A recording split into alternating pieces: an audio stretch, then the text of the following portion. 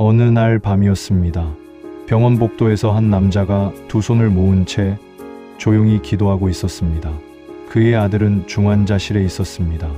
의사는 말했습니다. 최선을 다하고 있지만 장담할 수 없습니다.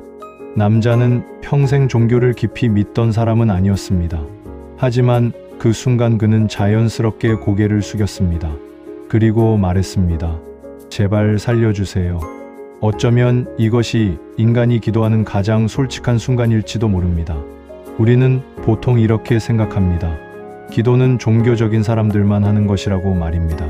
하지만 실제로는 그렇지 않습니다. 절망적인 순간에 인간은 거의 본능적으로 기도를 합니다.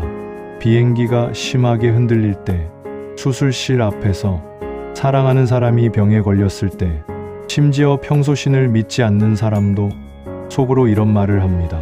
제발 이번만은 도와주세요. 그렇다면 질문이 하나 생깁니다.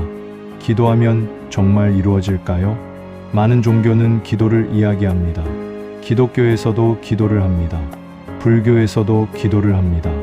이슬람에서도 하루에 여러 번 기도를 합니다. 인류 역사에서 기도는 수천 년 동안 이어져 왔습니다. 그렇다면 왜 인간은 기도하는 걸까요? 사실 기도의 내용은 대부분 비슷합니다. 건강하게 해달라. 돈이 잘 풀리게 해달라. 시험에 합격하게 해달라. 사업이 잘 되게 해달라. 우리는 흔히 이런 기도를 합니다. 이것을 종교학에서는 기복신앙이라고 부릅니다. 쉽게 말해 복을 빌고 재앙을 피하려는 신앙입니다. 이런 기도는 사실 아주 오래된 인간의 행동입니다. 고대 사람들도 기도를 했습니다. 비가 오게 해달라고, 전쟁에서 이기게 해달라고, 병이 낫게 해달라고. 수천 년 전 사람들의 기도도 지금과 크게 다르지 않았습니다. 그렇다면 여기서 하나의 질문이 생깁니다. 만약 기도가 소원을 이루기 위한 것이라면 왜 어떤 기도는 이루어지고 어떤 기도는 이루어지지 않을까요? 예를 들어 보겠습니다. 어떤 사람은 기도하고 병이 낫습니다. 하지만 어떤 사람은 같은 기도를 해도 병이 낫지 않습니다. 어떤 사람은 기도하고 사업이 성공합니다. 하지만 어떤 사람은 기도해도 실패합니다. 이 차이는 무엇일까요? 신이 어떤 기도만 골라서 들어주는 걸까요? 이 질문은 수천 년 동안 종교 철학자들이 고민해온 질문입니다. 어떤 사람들은 말합니다. 기도는 기적을 만든다. 하지만 또 어떤 사람들은 말합니다. 기도는 아무것도 바꾸지 못한다. 그렇다면 진실은 무엇일까요? 이 질문에 대해 많은 신학자들은 놀라운 말을 합니다.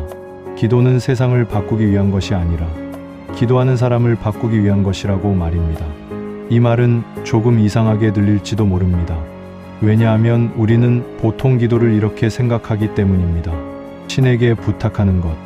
하지만 많은 종교는 사실 다른 이야기를 합니다.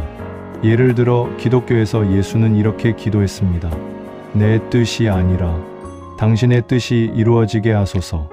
이 말의 의미는 무엇일까요? 기도는 신에게 자신의 뜻을 강요하는 것이 아니라 자신이 신의 뜻에 맞춰지는 과정이라는 것입니다. 불교도 비슷합니다. 불교는 사실 신에게 소원을 비는 종교가 아닙니다. 부처는 이렇게 말했습니다. 고통의 원인은 욕망이다. 즉, 욕망이 많을수록 인간은 더 고통스러워진다는 것입니다. 그렇다면 욕망을 이루기 위해 하는 기도는 어쩌면 고통을 줄이는 방법이 아니라 고통을 계속 만드는 행동일지도 모릅니다. 그래서 어떤 스님은 이렇게 말했습니다.